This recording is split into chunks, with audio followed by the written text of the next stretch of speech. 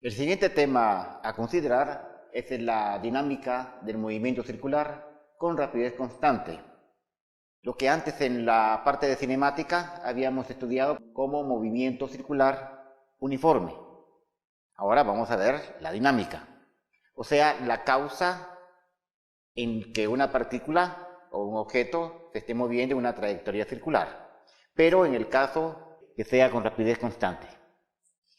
Por ejemplo, ya hemos visto que el movimiento circular de una partícula puede simularse aquí así, o lo podemos ver en un plano horizontal, o también podemos simular un movimiento acá así. A esto se le llama un péndulo cónico, ya que la cuerda, como ustedes ven, traza una superficie cónica a medida que se mueve en el espacio. Estos son movimientos de una partícula en una trayectoria circular, como por ejemplo, aquí voy a simular otros tipos de movimiento gracias a esta maquinita que va a hacer girar este sistema.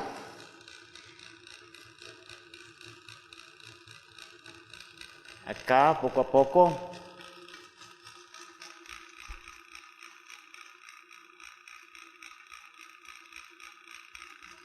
Ya observaron ahí. Vamos a volverle a dar un movimiento y buscar una situación que sea cómoda de calcular. Ahí va, por ejemplo, poco a poco.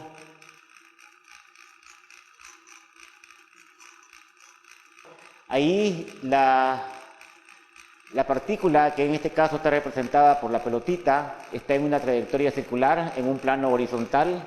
Obviamente está bajo la acción de una cuerda que tiene una fuerza de tensión. Está la acción del peso también que le ejerce la Tierra.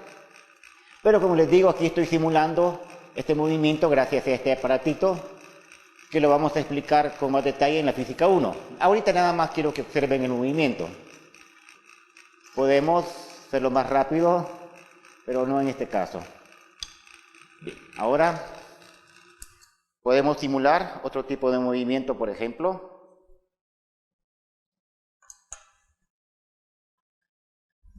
Podemos colocar esta varillita. Ahora observen que acá está una masita que está unida a dos cuerdas. Empezamos entonces. Vamos a buscar una posición que sea idónea para un ejercicio.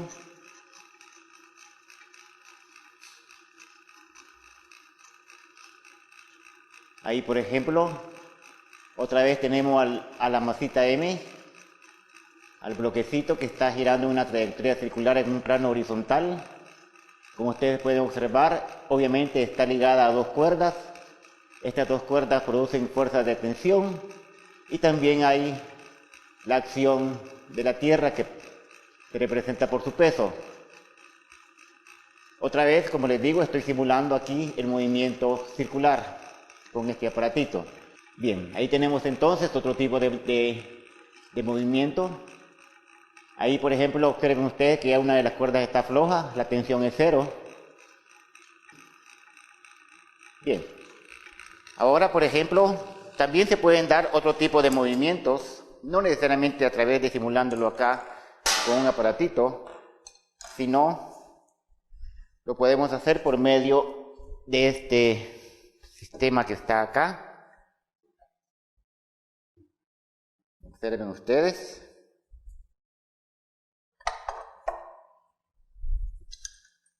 Voy a proceder aquí a fijarlo para tener una seguridad mecánica.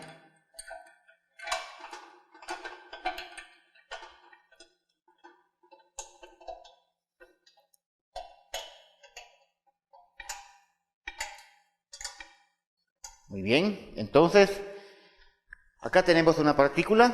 Esta partícula se va a mover en este riel. Básicamente en esta región podemos considerarlo como un movimiento lineal. Ahora la voy a soltar por acá, por ejemplo. Ustedes pueden observar claramente que acá efectuó una trayectoria circular. Por ejemplo, yo les podría decir que en este punto está actuando la acción del peso, está actuando la normal que hace que esto no se hunda, la pelotita no se hunda en el riel. Acá también está actuando la fuerza normal. Aquí está el peso, aquí está la fuerza normal y para allá va el peso, dependiendo de dónde se encuentre. Allá va la fuerza normal y aquí va el peso. Pero lo interesante es que está realizando una trayectoria circular.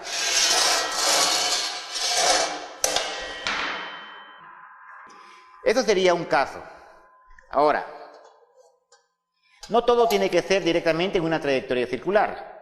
Por ejemplo, puede darse el caso,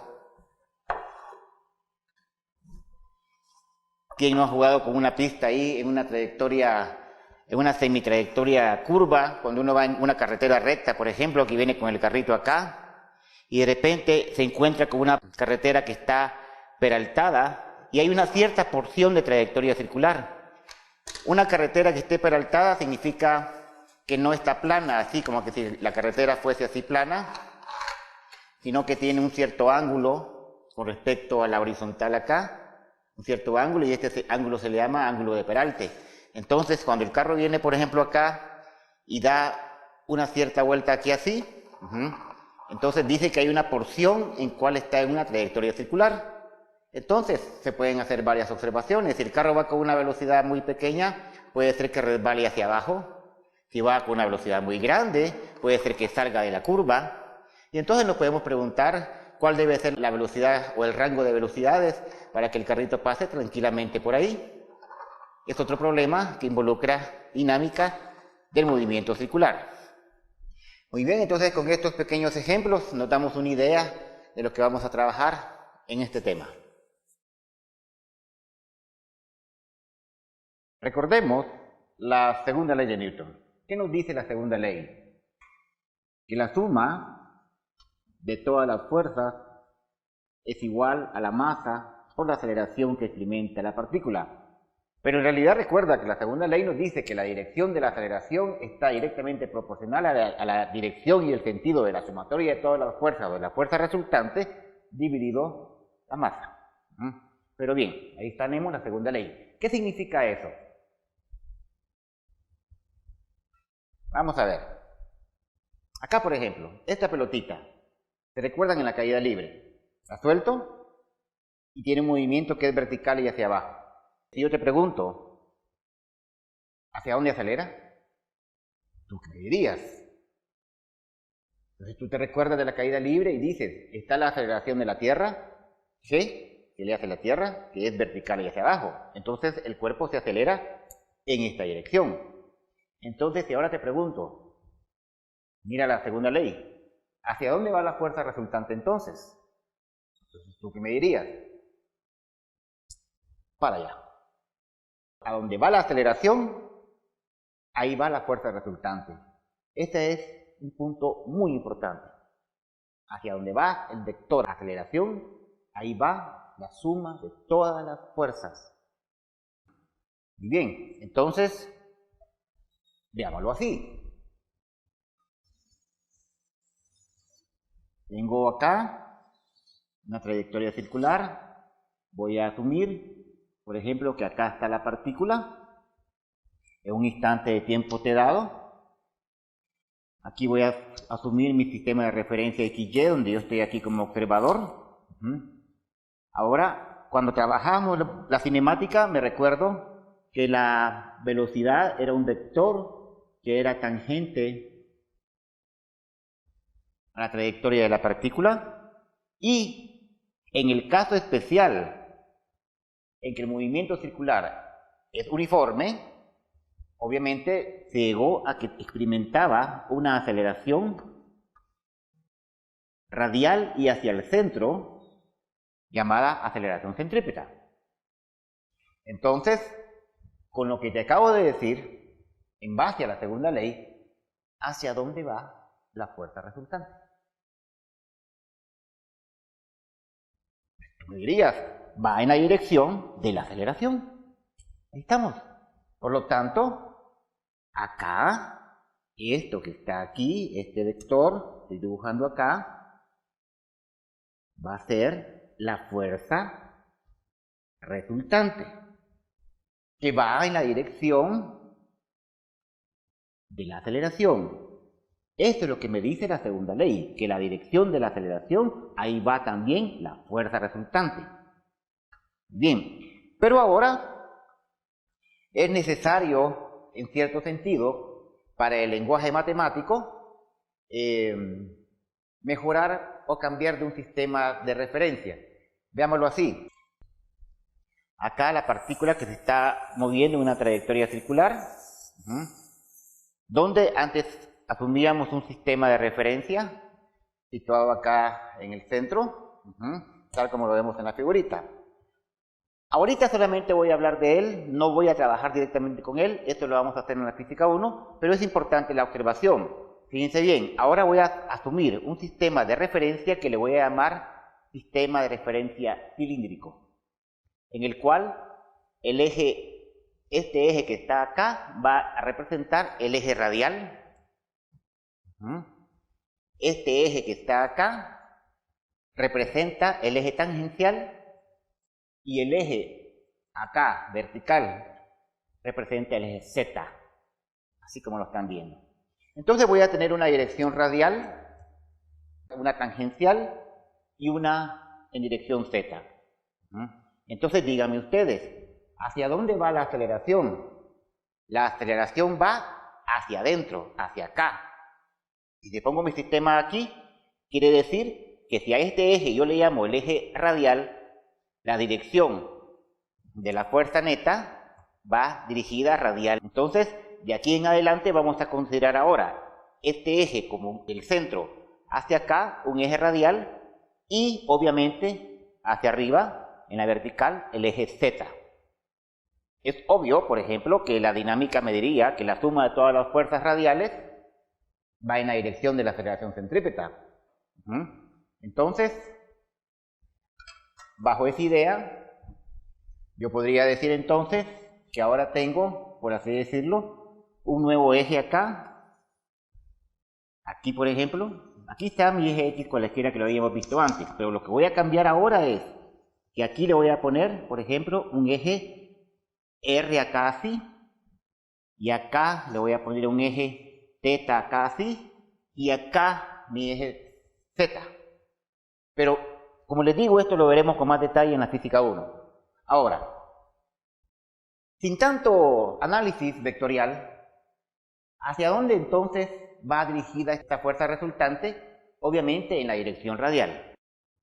Así, en la dirección radial, básicamente, puedo escribir la componente de las fuerzas resultantes sobre esta dirección de la siguiente manera.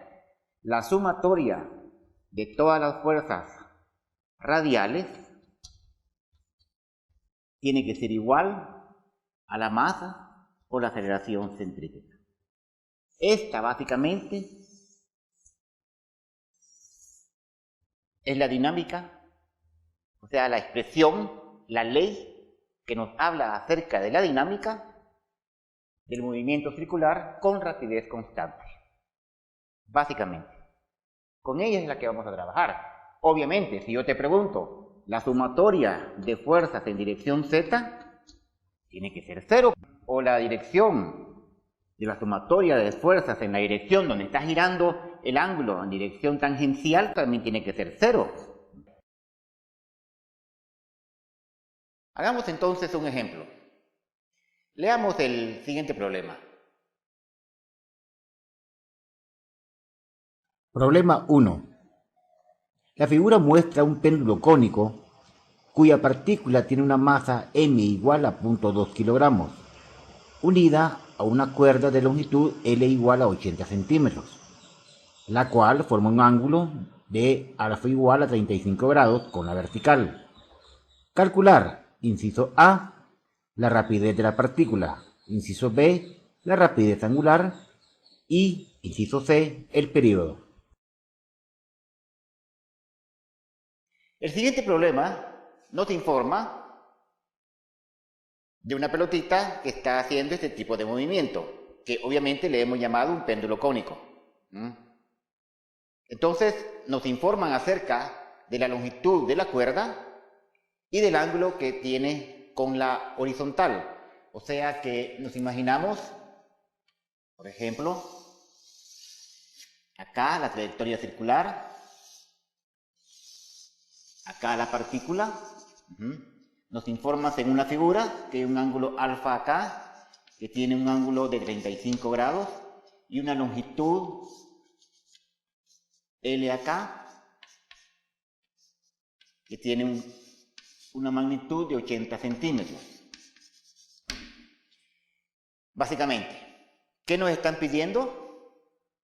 Nos están pidiendo la rapidez con que se mueve la partícula.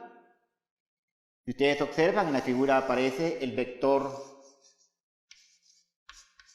en la rapidez angular. Nos están pidiendo en este caso la magnitud de esa rapidez angular y también nos están pidiendo el periodo o simplemente el tiempo que tarda en dar una vuelta completa.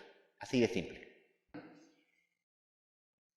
Es interesante observar el vector W, o sea, el vector de la rapidez angular.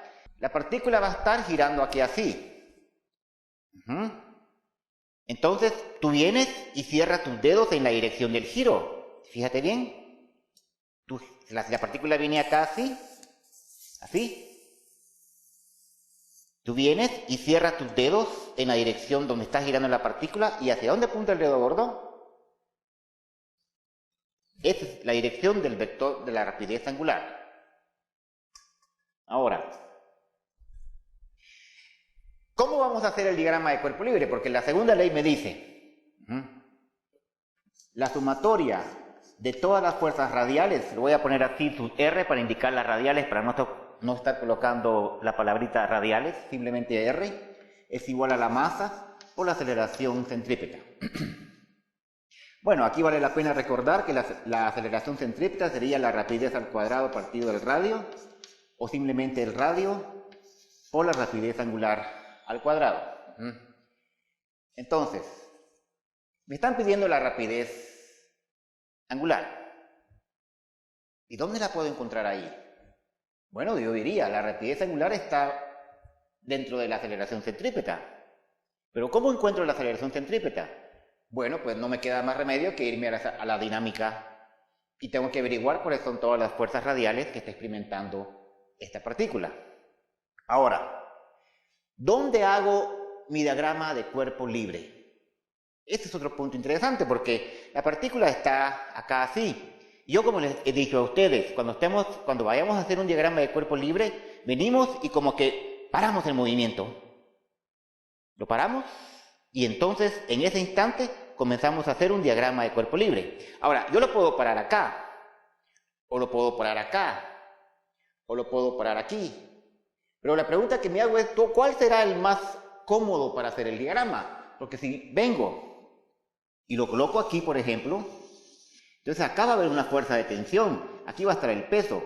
Pero esta fuerza de tensión la tengo que proyectar, por así decirlo, en la dirección radial. Y aquí me va a costar un poco ver esa dirección radial. También lo puedo poner acá. Y entonces esta fuerza de tensión la tengo que proyectar en la dirección radial, para acá. O en cualquier otro punto, acá la fuerza de tensión la tengo que proyectar en la dirección radial.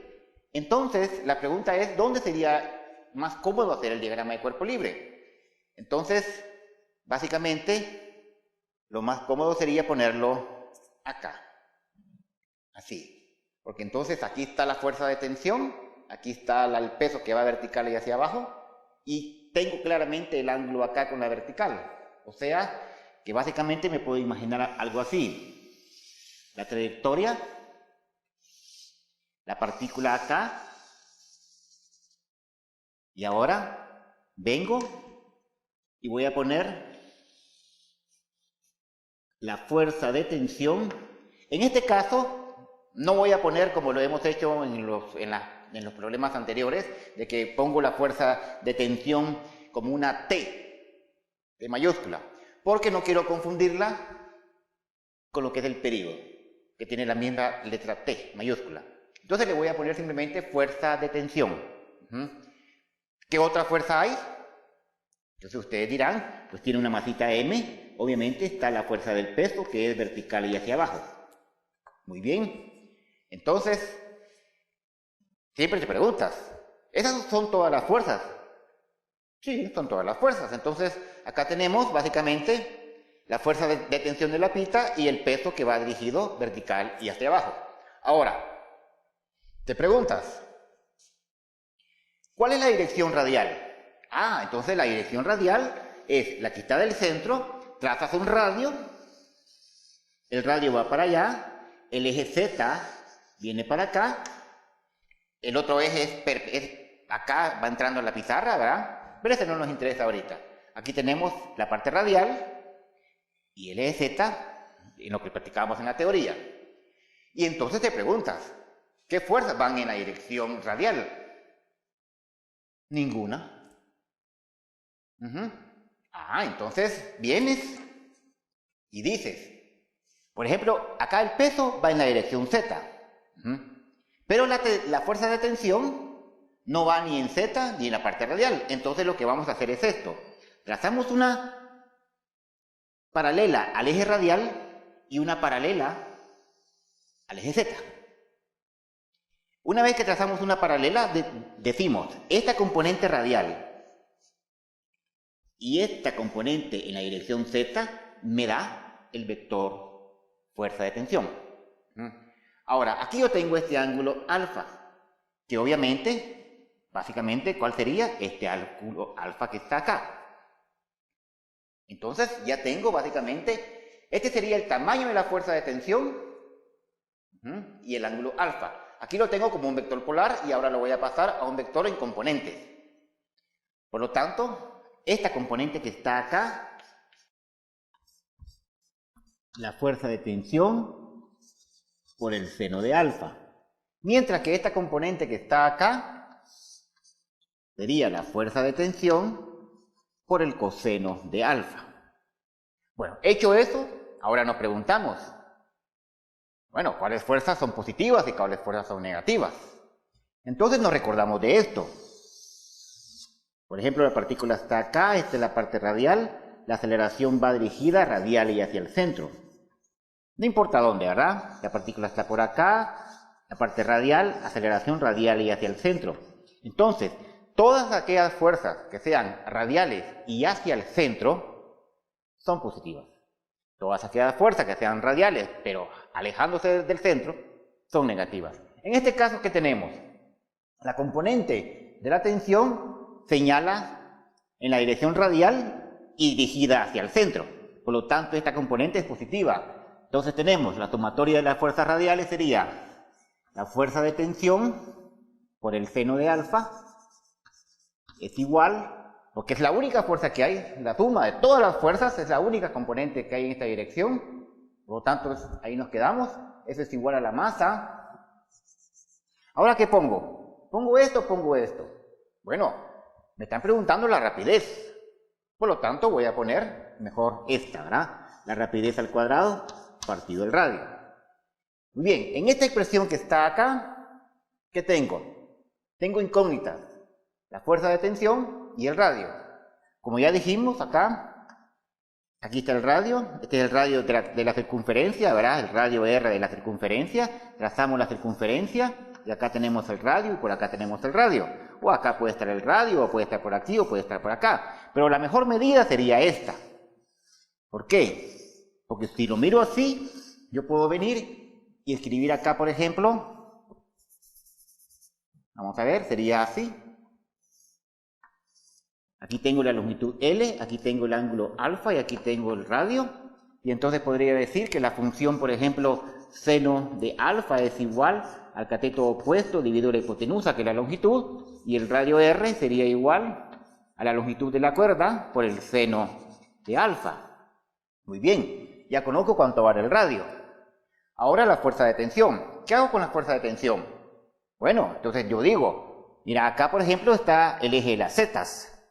Según la ley, la sumatoria de fuerzas en dirección Z tiene que ser 0, o sea, no hay aceleración en la dirección Z, la única aceleración es centrípeta, radial. Entonces, la ley, ¿verdad? Entonces, ¿qué digo?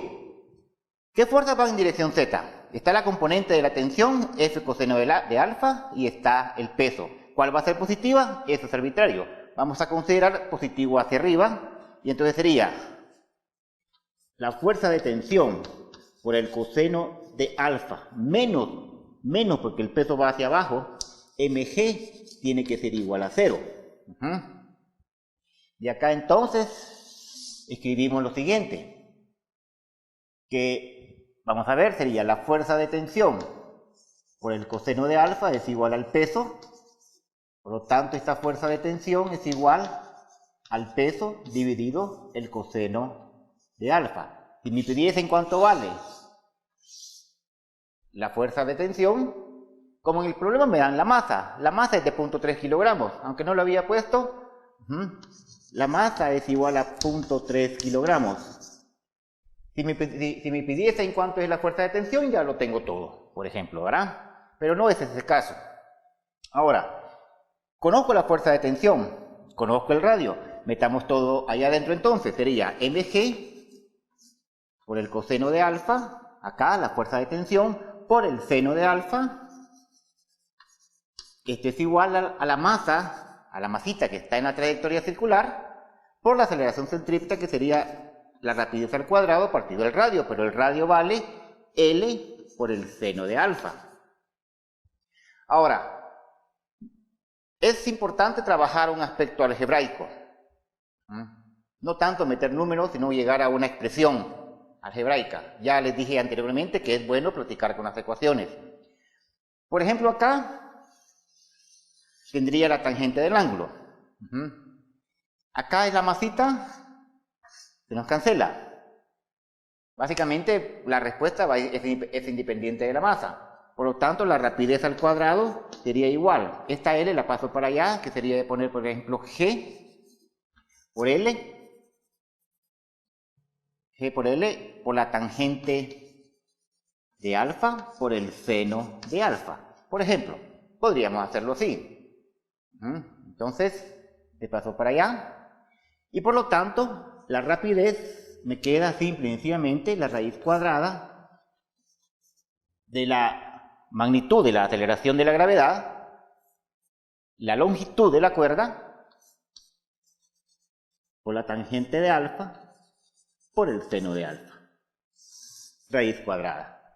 Desen cuenta ustedes que la rapidez con que está girando la partícula en esta trayectoria circular es proporcional a L a la 1/2, ¿ya? Y también depende del ángulo en función de la tangente y del seno. G, obviamente, lo estamos considerando como una constante.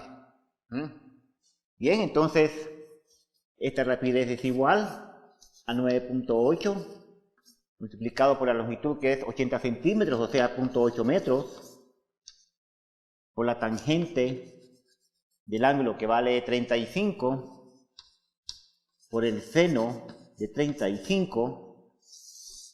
Por lo tanto, esta rapidez es igual. Procedamos, por favor, a hacer el cálculo.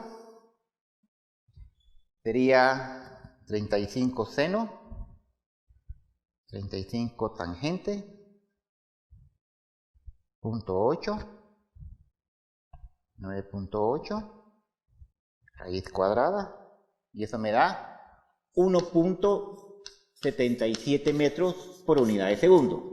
Ahí tenemos entonces cuánto vale la rapidez que tiene la masita y ese movimiento circular. O sea, básicamente, la magnitud del vector velocidad,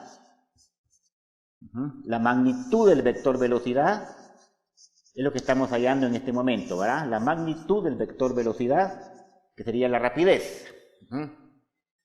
Ok, ahora nos preguntan cuál es la rapidez angular, que básicamente ya les hice ver por qué tiene esta característica vectorial, muy interesante. Ahora, básicamente podría decir así, la rapidez es igual al radio por la rapidez angular. O sea que básicamente la rapidez angular sería la rapidez dividido el radio. O sea, lo voy a poner así, que me gusta ponerlo en forma algebraica. O sea, la raíz cuadrada de G por L por la tangente de alfa por el seno de alfa. Y ahora voy a ponerlo aquí abajo, el radio, que sería básicamente poner acá el radio, sería L por el seno de alfa. Observen ustedes, voy a meter esta L, seno del ángulo, dentro del radicando, o sea que lo voy a poner así. G, L. Ahora la tangente la voy a poner como el seno de alfa dividido el coseno de alfa. Luego, al meter esto dentro del radicando sería L cuadrado por el seno cuadrado de alfa. Y todo esto multiplicado por el seno de alfa. Muy bien. Si se dan cuenta, acá seno de alfa por el seno de alfa es seno cuadrado de alfa. Dividido seno cuadrado de alfa, entonces este seno con este seno cuadrado se me cancela. Luego, esta L se me cancela con este que está acá.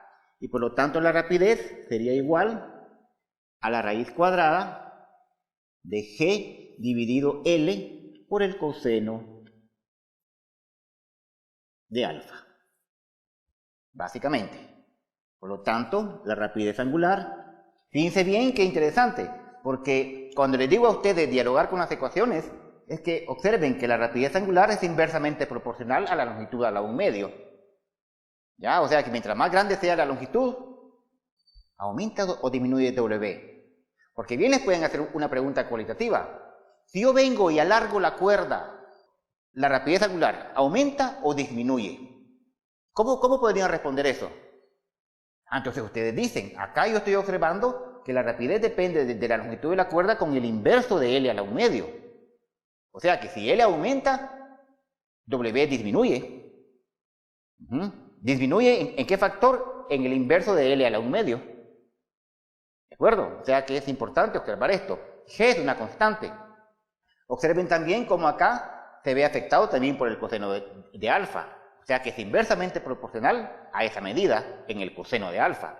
Bien, entonces metamos numeritos. Vamos a ver, aquí sería de poner 9.8 divido la distancia que es 0.8, la longitud de la cuerda, por el coseno de 35. Eso da como resultado una rapidez angular igual a 9.8 35 coseno, 0.8 por, dividido, raíz cuadrada. Esto me da 3.87 radianes por unidad de segundo. Muy bien. Esto que está acá es el tamaño del vector rapidez angular. El tamaño. Ahora me preguntan cuál es el período. Bueno, entonces ustedes dirían, el período no es más, o sea, está relacionado con esta expresión. Si conozco la rapidez angular, yo sé que es igual a 2pi partido el período. O sea que el período sería 2pi dividido la rapidez angular. O sea que el período es igual. Alguien me podría decir, lo podríamos calcular numéricamente. Sí, estoy de acuerdo. Pero quiero llegar a una parte algebraica. O sea, voy a poner acá 2pi. Y ahora aquí sería de poner la raíz cuadrada de G dividido L por el coseno de alfa. O sea que el período es igual a 2pi por la raíz de L coseno de alfa dividido G. Observa ahora que el período es directamente proporcional a la longitud a la 1 medio. Digo a la 1 medio porque está con la raíz cuadrada, como directamente proporcional al coseno de alfa. O sea que si yo te preguntara, por ejemplo, si la longitud disminuye, manteniendo el ángulo constante, ¿el período aumenta o disminuye? Entonces tú dices, como el período depende de la longitud directamente proporcional a la longitud a la 1 medio, y si L disminuye, entonces disminuye con L a la 1 medio, o sea que T, el período, disminuye. Metamos entonces los numeritos, sería de poner 2pi por la raíz de 7.8 por el coseno de 35 dividido 9.8. Hagamos por favor ese cálculo. Sería 9.8, 35 coseno, 0.8, raíz cuadrada, 2 por inverso pi por número. Y el periodo me da 1 punto aproximado a 2 decimales, 63 segundos. Ahí tenemos entonces las preguntas que nos hacen acerca de la rapidez lineal, la rapidez angular y el periodo.